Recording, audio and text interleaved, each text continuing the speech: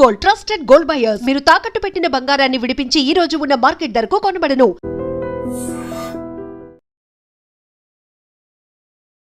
Welcome to ITM news. This is Pavan. Districts కంట్రోలేషన్ అనేది consolidation అనేది ప్రతిపాదన రావడం జరిగింది. కాంగ్రెస్ ప్రభుత్వము 33గా ఉన్న జిల్లాలని మళ్ళీ తగ్గించే అవకాశం ప్రయత్నం అయితే చేస్తుంది. ఆ ప్రతిపాదన అయితే తీసుకురావడం జరుగుతుంది. సో ముఖ్యంగా ఏంటి పరిస్థితి, జిల్లాలను తగ్గిస్తే ఎలాంటి ఉపయోగాలు ఉంటాయి, పెంచితే ఎలాంటి ఉపయోగాలు ఉంటాయి, ఇప్పుడు ఉన్నట్లుగా ఉంచితే ఎలాంటి ఉపయోగాలు అంటే ప్రజల ఒపీనియన్ తెలుసుకుందాము. ముఖ్యంగా తగ్గిస్తే మాత్రం అవినీతి తగ్గే అవకాశం ఉంది. సో అంటే అవినీతి మీన్స్ ఇలాంటివి మన వర్క్ లోడ్ ఫైనాన్షియల్ గా స్టేట్ ది డబ్బులు తగ్గే అవకాశం ఉంది. లైక్ ఆఫీసులు ఎక్కువైపోతాయి, ఆఫీసులు ఎక్కువ వల్ల రెంట్లు అవన్నీ ఎక్కువైపోతాయి. సో ఇప్పుడు తగ్గించడం వల్ల అప్పుడు కొంచెం ఫైనాన్షియల్ గా స్టేబుల్ ఉంటుంది. కాకపోతే ప్రజలకు జరిగే ఆ వర్క్ విషయంలో కొంచెం అవకతవకలు జరుగుతాయి. ఇప్పుడు ఉన్న వాటన్నిటిని ఆఫీసులను బదిలీ చేయాలి, ఇక్కడ ఆఫీసర్లను మార్చాలి, ఇలాంటి చాలా టెన్షన్స్ ఉంటాయి. మరి వీటిని గవర్నమెంట్ హ్యాండిల్ చేయగలదా? నిజంగానే ప్రజలు అసలు ఈ నిర్ణయాన్ని స్వాగతిస్తారా? ఏంటి కాంగ్రెస్ ప్రభుత్వం చేయబోతుందని చెప్పేసి అడిగి తెలుసుకుందాము. అందరికీ నమస్కారం సార్. ఏంటి సార్ డిస్ట్రిక్ట్ కన్సల్టేషన్ గురించి అసలు ఏమనుకుంటున్నారు? కాంగ్రెస్ ఈ నిర్ణయం ప్రతిపాదించడం పైన అంటే ఒక పెద్ద వివాదం వచ్చే అవకాశం కూడా ఉంది కదా.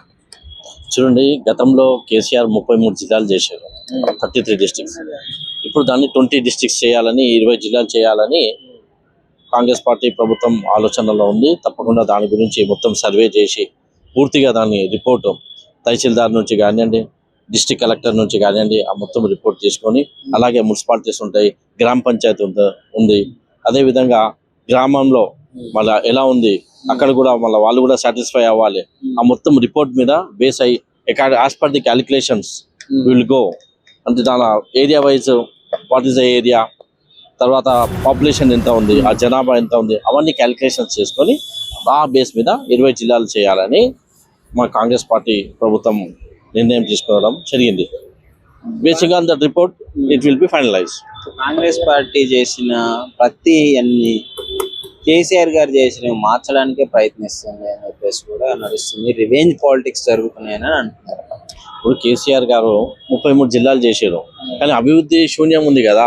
ఆ 33 జిల్లాల్లో మొత్తం కేసీఆర్ పేర్లనే కరప్షన్ ఉంది. మరి అలానే ఉంచి అభివృద్ధి చేయొచ్చు కదా. ఇప్పుడు కాంగ్రెస్ కూడా మళ్ళీ ఎందుకు కన్సల్టేషన్ చేయడం, అంటే తక్కువ జిల్లాలు ఉంటే మనకి అంత అప్పట్లో అంత అవసరం లేదు. మనకి జిల్లాలు 33 జిల్లాలు తీసుకొని ఏం చేస్తాము? అనవసరమైనది చేసిన కేసీఆర్, ఇది దానికి అనర్హత ఉంది, అవసరం లేదు, వేస్ట్ గా చేసిన.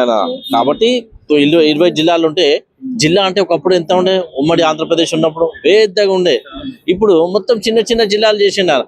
దాని చిన్న జిల్లా అవసరమే లేదంతా. కాబట్టి ఇప్పుడు మనకి 20 జిల్లాలు ఉంటే ఇంకా మంచిగా అభివృద్ధి జరుగుతుంది. కాబట్టి as per the calculation population ప్రకారంగా ఏరియా వైజ్ గా అక్కడ ఉన్న మొత్తం ఒక విజన్ తోని వెళ్ళేసి తప్పకుండా దాన్ని అభివృద్ధి చేయాలని మా యొక్క ప్రథమ లక్ష్యం.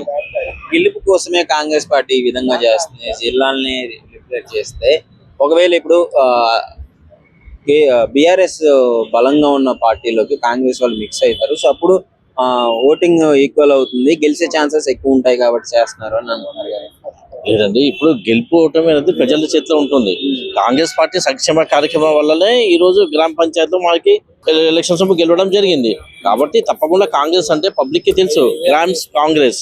జిల్లాల పునర్వీకరణ అనేది ఎలా చూస్తారు? ఈ ప్రతిపాదించడం జరిగింది కదా, జిల్లాలన్నింటినీ మళ్ళీ 20కి కుదించే అవకాశం ఉంది అని చెప్పేసి పొంగులేటి గారు ప్రతిపాదించడం జరిగింది. ఎగ్జాక్ట్లీ వాస్తవం.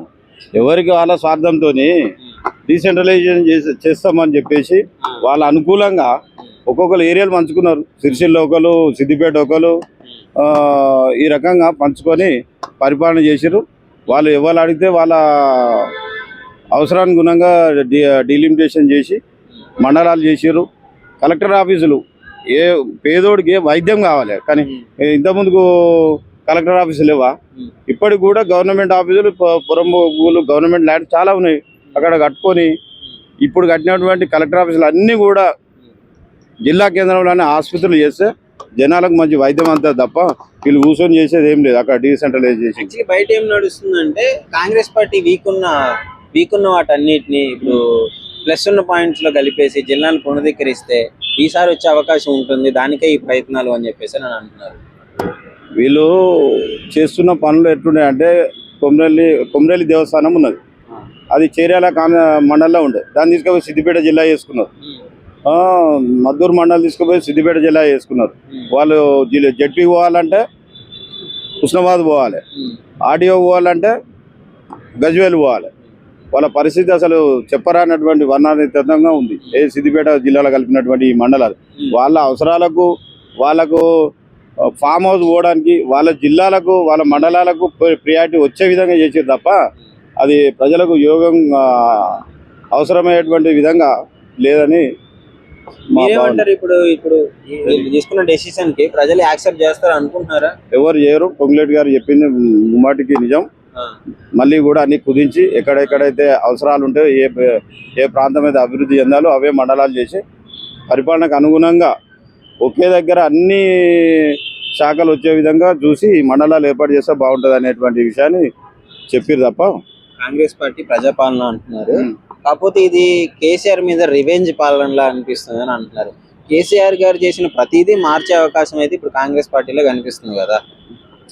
తెలంగాణ ప్రజాపాలన అంటే ప్రజల దగ్గర పోయి పరిపాలన చేస్తున్నామండి.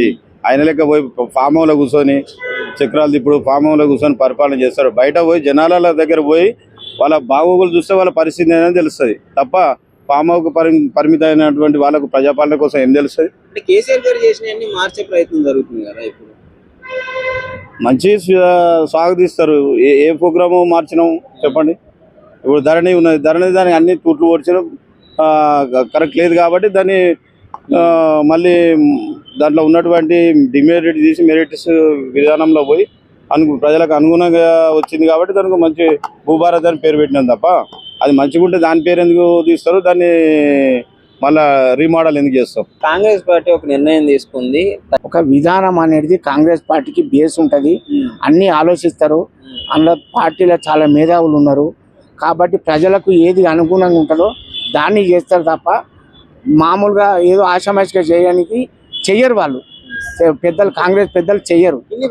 ప్రాబ్లం ఇప్పుడే వచ్చింది డిస్ట్రిక్ట్స్ తో లేదండి, అది ఆలోచిస్తారు. అది అట్లా ఏం పైన ఆదేశాలు తీసుకుంటారు. అట్లా ఈజీగా ఇది వాళ్ళ ఆలోచన ఇది చేయరు, ఏది చేయరు. కాంగ్రెస్ పార్టీ మీరు చూస్తున్నారు కదా సార్, ఎన్నో సంక్షేమ అప్పుడు ఇందిరాగాంధీ పీరియడ్లో భూములు ఇచ్చింది ఎవరు సార్? ఏ గవర్నమెంట్ ఇచ్చింది? మాకే, మా సొంత, మేము బీసీలం సార్. మాకే కనీసం ఒక 3 acres 4 acres వచ్చింది మాకు. మేము గవర్నమెంట్ భూమి దున్నుకొని మేము బతికినాం. వాస్తవంగా చెప్పాలంటే భూమి ఇచ్చింది ఓన్లీ కాంగ్రెస్ పార్టీ. ఎవరైనా ఇచ్చిరా సార్? ఈ కేసీఆర్ పెద్ద మాట్లాడండి, మస్తు మాట్లాడండు. ఎక్కడ ఇచ్చిండు సార్ ఆయన? ఏమన్నా భూములు ఇచ్చిండా? 1 ఎకరం ఇచ్చిన దాఖలాలు ఉన్నాయి ఎక్కడ? అదే కాంగ్రెస్ పార్టీ ఇచ్చింది. ఇందిరమ్మ ఇచ్చింది బాజాప్తా భూములు. ఎంతో దళితులు, బీసీలు ఆ భూములు ఇలా దున్నుకొని బతుకుతారు వాస్తవంగా. అట్లా సో మొత్తానికి ప్రజలు ఆహ్వానిస్తారు అంటారు ఇప్పుడు ఈ నిర్ణయాన్ని? 100% ఆహ్వానం. ఏది ఏ నిర్ణయాన్ని? అదే డిస్ట్రిక్ట్స్ గురించి ఇంకా ఆలోచన ఉంది సార్. అది ఇంకా ఏం ఇది లేదు. ప్రతిపాదన అయితే వచ్చింది. ఏ వివాదం రాకుండా యాక్సెప్ట్ చేస్తే కంటిన్యూ అయిపోతారు. అది ఎట్లా చేయాలి, అది విధానం ఉంటుంది సార్ కాంగ్రెస్ పార్టీలో. అట్లా అగాధం చేయరు. ఎప్పుడు కూడా ఏదో ఒకటి విషయం వస్తుంది. ఆ విషయానికి ఏంటిది సొల్యూషన్ ఏంటి అనేది పూర్తి అవగాహనతో చేస్తారు. కానీ అట్లా ఆషామాషిగా ఏమి ఉండదు అట్లా. Thank you sir. నమస్కారం అన్న. నమస్కారం. ఇది జిల్లాలను తగ్గించడం అనే ప్రతిపాదన ఎంతవరకు ఉపయోగకరంగా ఉంటుంది? దీనిని ప్రజలు ఆహ్వానిస్తారంటారా లేదంటారా? తప్పకుండా జిల్లాలు తగ్గించడం వల్ల రాష్ట్రానికి అయ్యే రావాల్సిన నిధులు కానీ ఖర్చు కానీ తగ్గే అవకాశం ఉంటుంది. గతంలో 33 జిల్లాలు చేసి కేసీఆర్ గారు రాష్ట్రాన్ని విచ్చలవిడి దోపిడీ చేశారు. ఆ దోపిడీ వల్ల ఈరోజు వేల కోట్ల రూపాయలు ఈరోజు తెలంగాణ ప్రభుత్వం అప్పులో కూరుకుపోయింది. కాబట్టి ముఖ్యమంత్రి గారు సరైన ఒక వ్యూహంతో ముందుకు వెళ్తున్నారు. రాష్ట్రాన్ని ఒక ఆర్థిక శక్తిగా తీసుకెళ్లే క్రమంలో ఇలాంటి చర్యలు తీసుకుంటారని నేను భావిస్తున్నాను. సో అంటే ఇప్పుడు జిల్లాలు తగ్గించడం వల్ల ఫినాన్షియల్ గా స్థిరపడతారు అనేది మీ అభిప్రాయం, అంతేనా? అంటే ప్రజలు ఏమనుకుంటారు? ఇప్పుడు చాలా వాటికి మరి ఏర్పడినవి ఉన్నాయి, గ్రామ పంచాయతీలు, మున్సిపాలిటీలు అప్పటికప్పటికి మొత్తం ఏర్పడి ఉన్నాయి కదా. సో వాటన్నిటిని మళ్ళీ రీకన్స్ట్రక్షన్ చేయాల్సి వస్తుంది కదా. తప్పకుండా. ఇప్పుడు చూడండి, జిల్లాలు పెంచడం వల్ల భవనాల అద్దెలు కానీ ఏదైనా కానీ అప్పుడు ప్రభుత్వం మీద భారంగా ఉండేవి. ఇప్పుడు జిల్లాలు తగ్గించడం వల్ల ఎమ్మెల్యేల సంఖ్య తగ్గుతుంది, ప్లస్ పరిపాలన కూడా చాలా స్పీడ్గా అందుకునే అవకాశం ఉంటుంది. గతంలో 33 జిల్లాలు చేసి బీఆర్ఎస్ ప్రభుత్వం ఏం చేసిందంటే వాళ్ళకి ఒక అనుకూలమైన తెలంగాణని ఒక ఆర్థిక ఏటీఎం లాగా మార్చుకున్నారు తప్ప తెలంగాణకి ఒరిగింది ఏం లేదు గతంలో. ఇప్పుడు ఈరోజు తెలంగాణ రాష్ట్ర ముఖ్యమంత్రి రేవంత్ రెడ్డి గారు జిల్లాలను తగ్గించి ఎమ్మెల్యేల సంఖ్య కూడా తగ్గుతుంది కాబట్టి తప్పకుండా అధికారుల చేతికి పని ఎక్కువ ఉండే అవకాశం ఉంటుంది కాబట్టి తప్పకుండా తెలంగాణ ప్రభుత్వం ఆర్థిక శక్తిగా ఎదిగే అవకాశం ఉంటుంది జిల్లాల తగ్గింపు వల్ల. కేసీఆర్ గారు చేసిన పనులన్నింటినీ రేవంత్ రెడ్డి గారు వచ్చి మాఫీ చేయడం జరుగుతుంది. అంటే ఆయన చేసిన పనులన్నిటికీ వ్యతిరేకంగా చేస్తున్నాడు. లైక్ ఇది రివెంజ్ వల్ల అనుకోవచ్చు కదా. ఇప్పుడు రివైంజ్ చేయడం వల్ల తెలంగాణ ప్రజలకు ఉపయోగం లేదు. తెలంగాణ ప్రజల భవిష్యత్తుని దృష్టిలో పెట్టుకొని కాంగ్రెస్ ప్రభుత్వము ముందుకు కొనసాగుతూ ఉంది. ఇది కేసీఆర్ మీద రివైంజ్ కాదు, తెలంగాణ ప్రజల భవిష్యత్తుని, ముందు తరాల భవిష్యత్తుని దృష్టిలో ఉంచుకొని మన రేవంత్ రెడ్డి గారు ఈ నిర్ణయం తీసుకోవడం జరుగుతుంది. సో మొత్తానికి ప్రజలకు ఉపయోగకరమే అంటారు. తప్పకుండా ప్రజలకు ఉపయోగకరము. విచ్చలవిడి ధనదోపిడి కావచ్చు, విచ్చలవిడి ఖర్చు కావచ్చు, అవన్నీ తగ్గే అవకాశం ఉంటుంది. And for more videos, Please subscribe to iDream. Please subscribe to iDream. Please subscribe iDream. And please subscribe to iDream. For more videos, subscribe to iDream.